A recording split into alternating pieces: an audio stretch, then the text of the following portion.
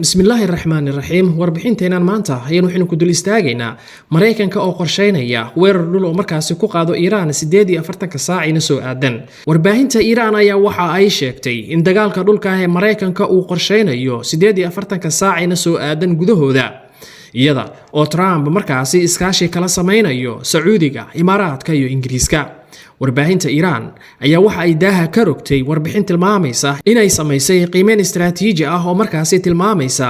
in mandiqada ay galayso marxalad cusub oo dagaal ah oo ka khatar badan in badan midii hore marxaladda laga yaabo inay bilaabato 48 saacina soo aadan sida laga soo xigtay warbixinta Iran ayaa waxa ay tilmaamaysaa in Mareykanka uu saaran yahay cadaadis daran oo dhanka waqtiga ah iyo waliba kacsanaan siyaasadeed oo gudaha ah oo markaasi waajahayo Trump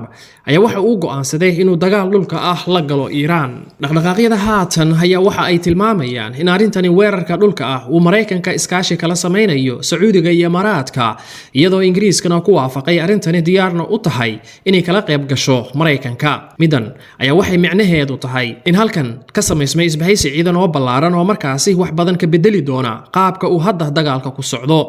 ilo wareedyo ayaa waxa ay tilmaamayaan in nidaam difaaciidyo hawada ah oo horumarsan in la keenay mandiqada intaasi ayaa waxa barbar socda qorshooyin fowdo loogu abuurayo oo markaasi lagu qalqalgelinayo amniga gaar ahaan magaalooyinka qaar ee ku yaala xuduudda Iran intaasi kaliya maaha waxaa jira macluumaad tibaaxaya fulinta duqeymo lagu beegsanayo kaabayaasha aadka muhiimka ah xasaasigana ah iyo waliba howlgallo markaasi lagu qorsheynayo dilal qorsheysan oo heerkiisu sareeyo ilaha Iiraaniyiinta ayaa waxa ay xaqiijinayaan in Tehran si dhow ula socoto dhammaan qorshooyinka iyo waliba kaartooyinka la maagan yahay waxayna diyaar u tahay inay u bedesho faragelinta gudaha oo dhulka laga soo weerarayo la damacsan yahay ay isbedel dabin aan laga bixi karin taariikhdana hore loo araga ku dhici doonta ciidanka Mareykanka haddii ay cagta soo saaraan ciida Iran Washington ay ku bixin doonaan Iran gudaheeda qiime aad u sareeya hadafka ayaa waxa uu yahay marka loo eego qiimeynta Iran kaliya ma aha mid military sidoo kale waa mid siyaasi ah midaasi oo markaasi lagu soo afjari doono mustaqbalka siyaasadeed ee Trump iyo waliba dib u qaabeen lagu sameeyo isku dheelitirnaanta quwadaha mandiqada telefishinka Al-Qaahira Al-Akhbaariya ee Masar laga leeyahay ayaa waxa uu baahiyay inay Iran ku baahisay nidaamyo difaaceed oo hawada ah jasiiradda Kharaga si ay isaga difaacdo dhaqdhaqaaq kasta oo military oo ciidanka dhulka ee Mareykanka qorsheynayo jasiiradda idil ahaanteedana Iran waxay ku aastay miinooyin waxyaabaha ugu khatarsan ee qiimeeyntani ku soo arooray ayaa waxa kamid ah in Sacuudiga iyo Imaaraadka qayb ka noqon doonaan duulaankan dhulka ah oo markaasi lagu sheegay qiimeynta iyo waliba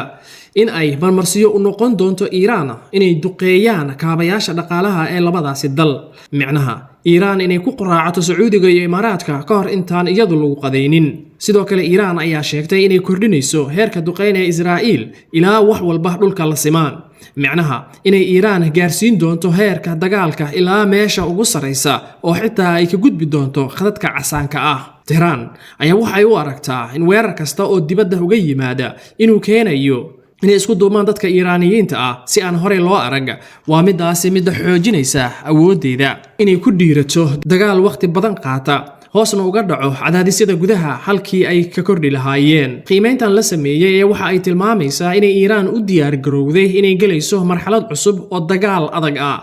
laba maalmood gudahooda kaliya haddaba ma waxaa la gelayaa dagaal daran oo ka dhaca bariga dhexe mise kaliya waa hadallo warbaahineed oo hawada la isku marinayo maalmaha soo socda ayaa sheegi doona adanka kale Mareykanka ayaa kumanaan ciidankiisa isugu keenay bariga dhexe si markaasi weerar dhulka ugu qaado Iran wasaaradda gaashaandhigga Mareykanka Pentagon ayaa waxa ay geysay bariga dhexe ciidan gaaraya ilaa 4,000 oo askar Mareykana oo dheeraada si ay qayb uga noqdaan ciidamada dalaayadaha ku buuda ee 82 oo halkaasi ku sugan oo ay noqdaan xoojin degdega Mareykanka ayaa waxa uu diyaarinayaa ciidan xoog badan oo la qorsheynayo inay weerar dhulka ku qaadaan Iran sida laga soo xiganayo warbixino arrimaha difaaca khuseeya Pentagon ayaa wuxuu isugu keenay ciidamo aad u badan oo Mareykan ah oo xaalad heegan sare ah ku jira iyadoo markaasi la filayo in howlgal loo diro ama ay halkooda heegan ku ahaadaan si haddii loo baahdo ay degdeg ugu dhaqaaqaan goobta loo diro ciidankan dalaayadaha ku booda ee 82aad ayaa waxa ay yihiin kuwa si degdeg ah uga jawaaba oo dhaqso u dhaqaaqa loona adeegsado howlgallada degdega ah oo waqtiga gaaban leh iyadoo mas'uuliyiinta Mareykanka aan weli si rasmi ah u xaqiijinin hadafyada xadidan ee ciidankan dalaayadaha ku booda ee 28aad ayaa haddana joogitaankooda bariga dhexe loo fasiran karaa u diyaargarowga scenario dhowr ah oo ay ka mid tahay ilaalinta ciidamada howlgallada daadguraynta ka hortagga ama howlgal dhanka dhulka ah oo xadidan haddii loo baahdo xoojintan ayaa waxay imaanaysaa waqti ay ciidanka Mareykanka ay joogitaan xoogan ku leeyihiin mandiqada iyo waliba isballaarin joogto ah ciidankan dalaayadaha ku booda ee 28aad ayaa waxaa ka mid ah koox u qaabilsan beegsiga maraakiibta diyaaradaha xambaara ilaalinta diyaaradaha waaweyn ee hawada ku jira iyo waliba nidaam difaaciidyada gantaalada